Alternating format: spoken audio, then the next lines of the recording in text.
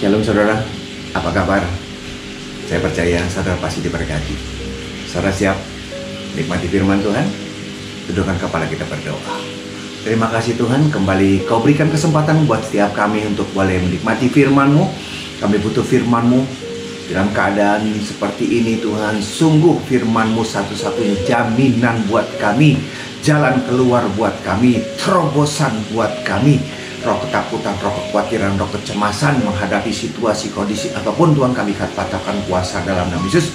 Kami izinkan hanya roh Allah, roh kudus aja menyertai. Hanya firman-Mu saja Tuhan yang akan menguasai hati dan pikiran kami. Berbicara Tuhan, di dalam nama Yesus kami siapkan hati kami. Haleluya, amin.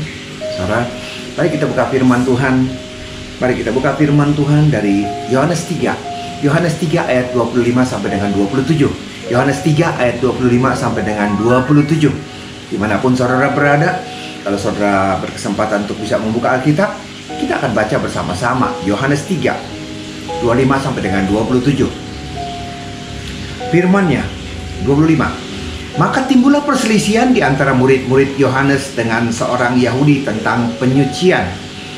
Lalu mereka datang kepada Yohanes dan berkata kepadanya, "Rabi, orang yang bersama dengan engkau di seberang sungai Yordan, dan yang tentang dia engkau telah memberi kesaksian. Dia membaptis juga dan semua orang pergi kepadanya." Jawab Yohanes, luar biasa ayat ini.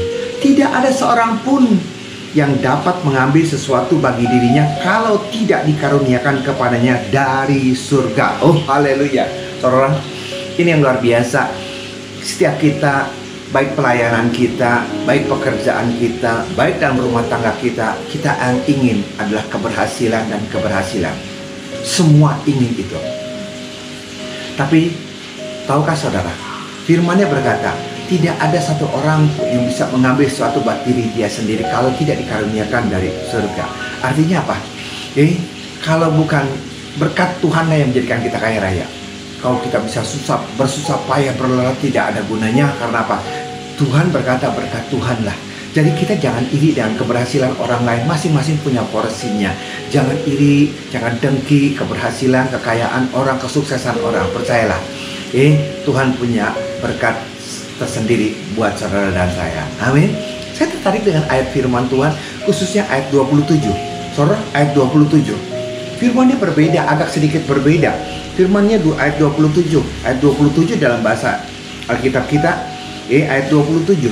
Jawab Yohanes, tidak ada seorang pun yang dapat mengambil sesuatu bagi dirinya kalau tidak dikaruniakan kepadanya dari surga. Kalau saudara punya Alkitab The Message, firman-Nya berkata begini. Kurang lebih artinya begini. Tidak ada orang yang bisa sukses secara pribadi. Kalau orang itu bisa sukses, karena ada pertolongan dari surga. Jadi dengan kata lain saya mau berkata, ulang lagi, tidak ada orang yang sukses secara pribadi. Jadi dia bisa sukses karena pertolongan dari surga. Pertolongan dari surga seperti apa? Pertolongan dari surga caranya adalah Tuhan mengirimkan malaikatnya untuk menolong, untuk memberkati, untuk meluputkan. Ini yang seringkali kita orang percaya lupa. Seringkali kita orang percaya lupa. Kita cuma tahu Bapa, Putra, dan Roh Kudus. Ya, tetapi sebagai kurir, sebagai alat pengantara untuk memberkati saudara dan saya, menyembuhkan saudara dan saya, melepaskan saudara dan saya, Tuhan memakai kurir, Tuhan memakai malaikatnya. Ini yang kita tidak mengerti. Seringkali kita sebagai anak Tuhan pun salah waktu kita berdoa. Kita berdoa kepada Tuhan, Tuhan berkati rumahku Tuhan. Tuhan Yesus tolong berkati rumahku Tuhan. Tuhan Yesus tolong jagai rumahku Tuhan. Lindungi pabrikku Tuhan. Lindungi tokoku Tuhan. Saudara, kita salah berdoa seperti itu. Bukan Tuhan yang berjaga. Bukan Tuhan yang melindungi. Saudara, bukan Tuhan yang meluputkan. Tapi Tuhan mengirimkan malaikatnya untuk melindungi rumah saudara, toko saudara, dan pabrik saudara. Itu yang harus ada. Jadi Tuhan, kita doanya seperti ini saudara. Tuhan, kirimkan malaikatmu untuk membentengi rumah kami Tuhan, toko kami, pabrik kami, dari niat-niat orang jahat, orang syirik, orang dengki, roh-roh kebakaran, kami patahkan Tuhan, roh-roh kebakaran. Tuhan, biarlah tuh malaikatmu berjaga, mengawal, membentengi tempat toko pabrik kami. Itu doanya. Saudara, hari ini kita boleh sama-sama harus belajar mengerti. Ada satu kurir, ada satu fasilitas yang Tuhan berikan buat saudara dan saya. Atau saudara tidak tahukah, ada di dalam Alkitab, Ibrani 1 ayat 4. Saudara, kita lihat Ibrani 1 ayat 14 maksud saya. Ibrani 1 ayat 14. Bukankah mereka semua adalah roh-roh yang melayani, yang diutus untuk melayani mereka yang harus memperoleh keselamatan. Siapa roh-roh itu? Malaikat. Saudara, ini tidak populer buat orang percaya, tapi hari ini kita mau belajar. Sayang, Tuhan sudah memberikan fasilitas yang luar biasa, kurir, pengantara untuk menjawab doa kita, menyampaikan doa kita. Tuhan ngirimkan malaikatnya. Saudara, ingat di Alkitab, malaikatnya Tuhan utus untuk datang kepada Zakarias, dan Elisabet. Karena waktu itu mandul. Zakarias tidak percaya. Akhirnya selama kehamilan sampai Yohanes Pembaptis lahir, dia bisu. Tuhan mengirimkan siapa malaikatnya kepada Maria, bahwa engkau akan mengandung dari Roh Kudus. Tuhan, malaikatnya juga Tuhan kirim untuk berbicara kepada Yusuf untuk pergi mengungsi Mesir. Tuhan juga kirimkan malaikatnya kepada siapa? Para gembala, orang-orang Majus. Saudara, inilah cara Tuhan untuk melindungi, memberkati saudara saya. Sayangnya kita tidak mengerti dan tidak memanfaatkan fasilitas yang Tuhan sudah siapkan. Hari ini kita mau belajar sama-sama untuk kita diberkati. Siap diberkati? Kita belajar hari ini mengenai malaikat. Siapa malaikat? Dan bagaimana untuk menggerakkan malaikat? Saya berdoa, dimanapun saudara berada, ingat, kita punya pengantara. Kita punya malaikat yang diberikan buat saudara saya untuk menolong kita. Siap diberkati, amin? Haleluya. Kita buka firman Tuhan, Yosua 5 ayat 13-14. Ketika Yosua dekat Yeriko, dia melayangkan pandangannya, dilihatnya seorang laki-laki berdiri di depannya dengan pedang terhunus di tangannya.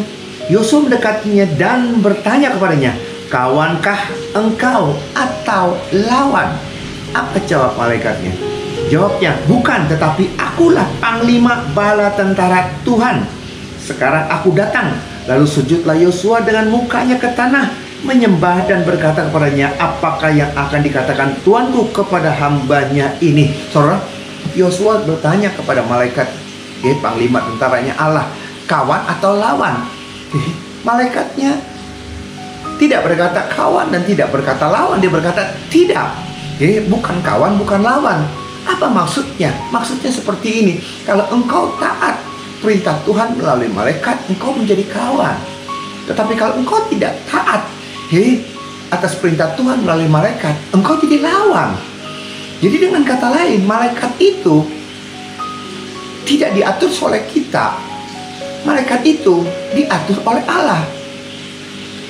Contohnya saudara, bedanya malaikat dengan setan. Bedanya malaikat dengan setan, sama-sama malaikat, tetapi yang satu malaikat jahat, iblis setan, yang satu malaikat. Ini yang terjadi. Kalau malaikat Tuhan tidak bisa diatur sama kita, tapi kalau iblis malaikat jahat itu bisa diatur untuk guna-gunain orang, untuk santet orang, untuk membunuh orang, untuk bikin orang sakit. Itu bisa, dan untuk nyembuhin orang sakit pun bisa dimanfaatkan. Itu si setan, itu si iblis, itu malaikat jahat. Tapi kalau malaikat yang indah yang daripada Tuhan, kita harus tahu tidak diatur sama kita. Dalam arti kata, kita pakai malaikat daripada Tuhan, kita berdoa kepada Tuhan, kirimkan malaikat untuk kepentingan kita sendiri, untuk kita kawin lagi, untuk kita ambil hak orang lain, untuk kita santet. Itu tidak bisa. Jadi kita perlu tahu seperti ini. Malaikat dengan setan sama-sama roh, sama-sama malaikat, tetapi satu. Yang satu adalah untuk kejahatan, yang satu. Saudara, Sebagai contohnya begini saudara, kemarin saya dapat video ya, video dari teman-teman di WhatsApp. Dia kirimkan di Bekasi saudara, ada orang yang menggandakan uang, saudara. Dan orang itu, orang-orang pemerintah itu yang melihat orang yang menggandakan uang itu, terus berkata, coba contohin dong, bagaimana kamu menggandakan uang. Bro, saya melihat kotak nggak lebih dari 10 sampai 25 cm kosong. Entah dia pakai tuyul, entah dia pakai apa, tidak tahu sayanya, dekat kelihatan. Dari kotak kosong dibuka ada uang 100-an ribu. Diambil uang 100 ribuan, disebar ke kelilingnya, diambil lagi, disebar lagi, diambil lagi, disebar lagi. Itu seperti 5 ketur roti, 2 ekor ikan. Itu nggak habis-habis, itu nggak habis-habis, itu nggak habis-habis.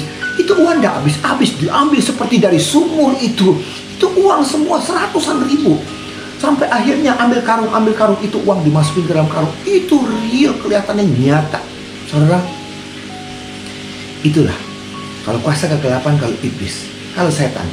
Ya, kita bisa perintahkan untuk dia mencuri uang. Kita bisa memerintahkan untuk dia, untuk kepentingan diri kita sendiri. Tapi malaikat tidak diatur sama kita. Kalau kita merintahkan malaikat untuk kepentingan kita yang dimana tidak sesuai dengan firman Tuhan, dia tidak akan jalan. Itu yang pertama. Yang kedua, bagaimana malaikat bekerja? Lihat, Kisah Rasul 12. Firman-Nya berkata, dan setelah sadar akan dirinya, Petrus berkata, sekarang tahulah aku benar-benar bahwa Tuhan telah menyuruh malaikatnya dan menyelamatkan aku dari tangan Herodes dan dari segala sesuatu yang diharapkan orang Yahudi. Dan setelah berpikir sebentar, pergilah ia ke rumah Maria, ibu Yohanes, yang disebut juga Markus. Di situ banyak orang yang berkumpul dan berdoa. Bagaimana menggerakkan malaikat?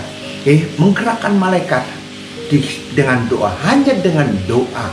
Saudara, mereka berdoa untuk supaya Petrus dilepaskan, supaya Petrus dilindungi, dijagai. Tuhan kirimkan malaikatnya, dan Petrus dilindungi, dijagai, dibebaskan. Luar biasa. Dari penjara yang begitu ketat, itu pintu-pintu penjara itu terbuka, pintu-pintu penjara itu terbuka.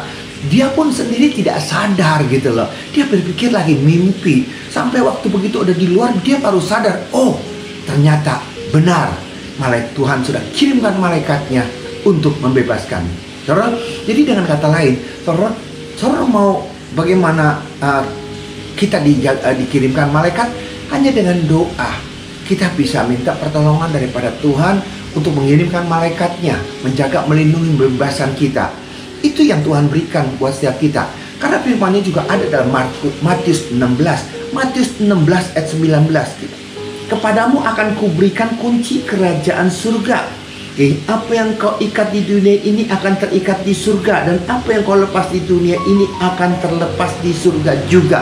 Apa yang kamu ikat di dunia terikat di surga, apa yang kamu lepas di dunia terlepas di surga. Jadi dengan kata lain saudara, surga akan bergerak. Yang pertama adalah ada doa. Apa yang kita ikat, kita mengikat. Kita mengikat, apa di surga akan terikat. Apa yang kita lepas di dunia terlepas di surga. Demikian juga tadi waktu firman Tuhan dalam Kisah Rasul tadi, Kisah Rasul 12 tadi. Dalam Kisah Rasul 12 tadi kita lihat, ada orang yang berdoa. Kisah Rasul 12, ada orang yang berdoa untuk keselamatan daripada si Petrus. Doa orang benar besar kuasanya. Doa orang benar menggerakkan malaikat. Apa yang kau ikat di dunia terikat di surga, apa yang kau lepas itu terlepas di surga. Oleh karena itu sangat mudah saudara, sangat mudah sekali untuk kita mendapat pengantar daripada Allah. Pakai doa. Hanya dengan doa, menggerakkan surga, menggerakkan malaikat untuk menolong saudara, untuk membebaskan dan melepaskan. Saudara, ini sangat-sangat terbukti. Ini sudah sangat terbukti, dan saya pernah melihat dan saya mendengar kesaksian yang luar biasa. Kesaksiannya seperti apa saudara? Karena ada orang pebisnis, ada orang bisnis dengan orang Amerika, orang bisnis dengan orang Amerika. dan punya, ya kalau bisnis ada hutang piutang gitu, ada tagihan di sana. Tapi tanpa disadari, yang di Indonesia tidak sadar, tidak ngerti. Ternyata perusahaan yang di Amerika itu dijual kepada perusahaan yang lain. Nggak tahu. Begitu dijual, saudara, dia nagih ke sana. Dia berkata, ini udah bukan dia lagi. Wah, agak sedikit ribut. Akhirnya telusuri, memang benar perusahaan yang lama itu punya hutang. Orang langsung diteleponin, nggak dijawab, dipakein begini, nggak dijawab. Pokoknya seperti menghilang, dan sepertinya mereka tidak mau membayar gitulah. Susah ya saudara. Di Amerika loh, di luar negeri hukumnya berbeda. Kitanya di sini. Bagaimana ini semuanya, saudara? Orang ini sungguh-sungguh luar biasa. Dia datang kepada hamba Tuhan, dan dia berdoa. Satu halnya sebelum berdoa itu, hamba Tuhan itu berkata, kamu percaya? Waktu kita berdoa di sini, Tuhan dalam waktu yang sama juga ada di sana, ada di sini. Kamu percaya? Percaya. Kamu percaya doa orang benar besar kuasanya? Aku percaya. Kita punya malaikat Tuhan. Biar kita berdoa, biar Tuhan kirimkan malaikatnya. Untuk apa? Menolong, mengingatkan dia, memberkati, membuka matanya. Saudara, apa yang terjadi saudara? Yuk doa sama-sama. Mereka berdoa sama-sama, biar Tuhan bekerja dengan luar biasa. Tuhan kirimkan malaikatnya untuk Tuhan menjamah orang itu. Ditanya namanya siapa, PT-nya apa, semuanya ditanya segala sesuatunya dengan jelas. Kemudian berdoa sama-sama. Dan satu hal yang luar biasa, apa doanya? Tuhan, kirimkan 2 orang malaikatmu Tuhan. Tuhan, kirimkan 2 orang malaikatmu Tuhan. Saat ini juga Tuhan, ya, bisikkan di dalam telinganya. Terus Tuhan, bisikkan Tuhan, buat dia bising Tuhan. Jadi terus, biar malaikatmu terus langsung, isinya cuma satu, bayar utang.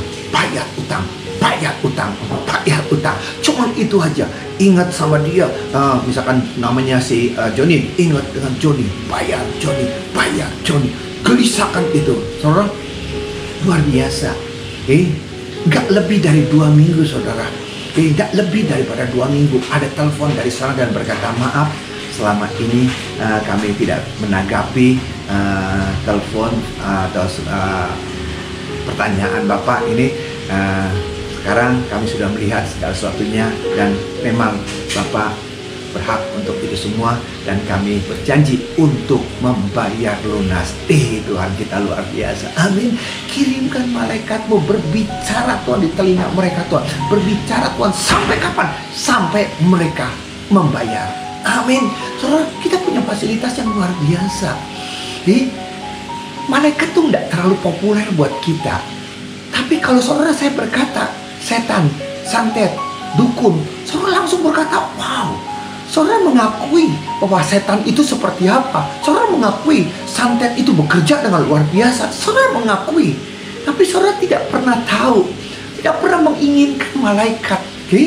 Dalam arti kata, itu adalah kurir yang Tuhan pakai untuk memberkati kita, tetapi kita tidak pernah memanfaatkannya. Hari ini jangan tunda-tunda lagi. Tuhan memakai malaikatnya untuk menolong saudara dan saya. Minta kepada Tuhan dalam nama Yesus, kirimkan malaikatnya. Untuk apa? Apa yang kau inginkan? Apa yang kau butuhkan? Apa yang jadi masalahmu? Berdoa kepada dia. Minta kirimkan malaikatmu. Amin. Yang ketiga, yang terakhir, yang tidak kalah pentingnya saudara, adalah di 1 Samuel 14 ayat 6. Berkatalah Yonatan kepada bujang pembawa senjatanya itu, mari kita menyeberang ke dekat pasukan pengawal orang-orang yang tidak bersunat ini. Mungkin Tuhan akan bertindak untuk kita. Sebab, lihat, bagi Tuhan tidak sukar untuk menolong, baik dengan banyak orang maupun dengan sedikit orang. Lihat, saudara. Sebab, bagi Tuhan tidak sukar untuk menolong, baik dengan banyak orang maupun dengan sedikit orang. Catat ini baik-baik. Kenapa saya minta saudara catat ini baik-baik? Saudara, Tuhan berperang. Caranya dia berperang tidak sama dengan kita yang berperang. Dia punya caranya yang luar biasa. Yonatan bisa berkata seperti itu. Yonatan mau perang dengan ratusan orang, dengan ribuan orang. hanya dengan 2 orang, hanya dengan 1 senjata. Tidak ada senjata di orang Israel, cuma ada 2 senjata. Yang satu yang megang Daud, yang satu yang megang Saul. Saudara, begitu Yonatan mau berperang, cuma 2 orang dengan pemegang senjata menghadapi musuh yang begitu banyak. Dan yang Yonatan pegang cuma 1. Tuhan bisa bekerja dengan banyak orang dan dengan sedikit orang. Itu yang dia pegang. Tetap, saudara, yang menjadi masalah adalah kita tahu firman Tuhan, kita percaya kepada Tuhan luar biasa. Tetapi beranikah kita bertindak? Beranikah kita mengikuti, bertindak, percaya? Bapak, ya dan amin. Dia bisa bekerja dengan banyak dan sedikit orang. Ya, aku tahu. Berani nggak jalan? Berani nggak melangkah? Berani nggak perang? Seringkali kita berkata, senjata cuma 1. Kita cuma 2 orang. Dia ratusan orang. Dia ribuan orang. Bagaimana mungkin? Bagaimana perangnya? Tapi itu yang terjadi. Yonatan tetap maju. Dia pegang firman Tuhan. Dan dia berani melangkah. Iman tanpa perbuatan. Percuma kita hafal firman Tuhan kalau kita tidak berani melangkah. Yonatan tahu firman Tuhan, dia percaya Tuhannya luar biasa. Tuhan bisa bekerja dengan sedikit dan dengan banyak orang, dengan 1 senjata atau dengan semua senjata. Karena apa? Karena Tuhan yang berperang, bukan kita yang berperang. Yang Tuhan inginkan adalah 1, berani nggak melangkah. Saudara, apa yang terjadi sesudah melangkah, sesudah Yonatan melangkah? Saudara, apa yang terjadi, saudara? Lihat ayat 20-nya. Lihat ayat 20-nya. Kemudian berkumpullah Saul dan seluruh rakyat yang bersama-sama dengan dia. Dan ketika mereka sampai ke tempat pertempuran, tampaklah setiap orang menikam temannya dengan pedang, suatu huru hara yang sangat besar. Saudara lihat, senjata cuma 1, orang cuma 2. Tapi begitu melihat Yonatan bergerak, yang menjadi saksi, Saul menyaksikan sendiri. Saul menyaksikan sendiri. Yonatan bergerak, berani melangkah. Kesaksian luar biasa disaksikan oleh Saul dan semua orang. Bahwa mereka masing-masing menikam, masing-masing menikam. Kalau mereka masing-masing membunuh, diperlukan banyak orang? Tidak, kita cuma nonton. Kalau masing-masing orang saling membunuh, apakah kita perlu pedang? Tidak. Kita tidak perlu pedang. Kita tidak perlu manusia banyak. Yang kita perlukan cuma 1, punya iman, melangkah maju. Dan Tuhan kirimkan malaikatnya, malaikat yang berperang buat saudara dan saya. Saudara, berapa banyak kita yang hari-hari ini kita hafal firman Tuhan, tetapi begitu menjadi pelaku firman Tuhan, begitu melangkah, kita berpikir lagi, kita cuma 2 orang, kita tidak ada senjata. Bagaimana cara perangnya? Orang begitu banyak, musuh begitu banyak. Bagaimana caranya? Stop. Jangan mengukur Tuhan dengan kepintaran kita. Jangan mengukur Tuhan dengan kebiasaan kita. Kita berperang pakai pedang, kita berperang pakai manusia, tapi Tuhan berperang tanpa harus pakai itu semua, karena Tuhan punya malaikat yang luar biasa. Katakan amin. Haleluya. Hari ini kita di tempat ini, Corona ada, COVID-19, saudara. COVID-19 begitu menguasai kita kah? Saudara berkata, tapi orang-orang pada bandel, mereka tidak pakai masker, mereka pergi kemana-mana. Saudara, ingat, malaikat Tuhan, kenapa kau tidak berdoa untuk Tuhan kirimkan malaikatnya? Tuhan, tutup bungkus aku dengan kuasa darahmu, malaikatmu membentengi di sekeliling aku. Di mana aku berada, di mana aku melangkah, di mana aku punya usaha. Tuhan, biar orang-orang disterilkan Tuhan. Dan virus-virus Tuhan, kau bentengi Tuhan. Malaikatmu membentengi aku Tuhan, sehingga virus-virus tidak masuk dan aku tidak terkontaminasi, karena Tuhan malaikatnya mengawal, menjaga aku. Itu yang luar biasa. Jangan kita paranoid, ketakutan ini, ketakutan. Kau seperti orang tidak percaya. Bukan saya suruh saudara menantang, tidak. Karena keadaan kita harus kerja, karena keadaan kita harus melangkah, karena keadaan kita harus usaha, harus ketemu dengan orang, harus. Saudara, kita tidak bisa diam saja. Jadi kita punya Tuhan yang luar biasa, dan kita punya malaikatnya yang senantiasa membentengi dan senantiasa menjaga kita. Oleh karena itu, jangan lagi kita pernah takut dan khawatir. Ingat, Tuhan sudah memberikan satu kurir yang luar biasa buat saudara saya. Siapa dia? Malaikat. Jangan pernah takut, jangan mau punya khawatir, karena kita tahu malaikatnya senantiasa melindungi, menjagai, membentengi saudara saya. Ada amin? Tundukkan kepala kita berdoa. Firman-Mu sudah hamba sampaikan, berkat-Mu kami percaya sudah mereka terima semua. Ampuni kami Tuhan, kurir yang kau berikan, fasilitas yang kau berikan buat setiap kami, yaitu malaikat-Mu. Kami tidak pernah merasakan dan kami tidak pernah memanfaatkan. Beda Tuhan dengan orang-orang dunia. Mereka memanfaatkan malaikat yang jahat untuk kepentingan mereka sendiri. Kami diberikan fasilitas tetapi kami tidak memanfaatkan. Oleh karena itu Tuhan, biar mulai hari ini Tuhan, cara doa kami Tuhan, kami akan ubah. Bukan Tuhan Yesus yang kami perintahkan untuk menjaga kami, menjaga toko kami, menjaga pabrik kami, menjaga keluarga kami. Tetapi malaikat Tuhan, berdoa kepada Tuhan Yesus untuk kirimkan malaikatnya, membentengi kita, membentengi rumah tangga kita, toko kita, usaha pekerjaan kita. Di dalam nama Yesus, dengan cara seperti ini, dengan berdoa, percaya, melangkah, kami akan diberkati luar biasa. Berkati jemaatku dimanapun mereka berada. Biar fasilitas ini bermanfaat buat setiap mereka. Berkati negara kami, Presiden, Wakil Presiden, Gubernur, dokter, suster, dan semua jajaran terendah. Ingat saudara, doa orang benar besar kuasanya. Kita orang percaya. Karena ada orang percaya yang berdoa, negara kita diselamatkan, dilindungi, dijagai, ekonomi dipulihkan. Malaikat-Mu Tuhan mengawal, menjaga, serta senantiasa niat-niat orang tipat jahat, orang dipatahkan dalam nama Yesus. Terima kasih Bapak. Anjur syukur untuk berkat-Mu. Haleluya. Amin. Demikian saudara firman Tuhan. Sampai jumpa dalam sesi yang akan datang. Tuhan Yesus berkati. Amin. Shalom.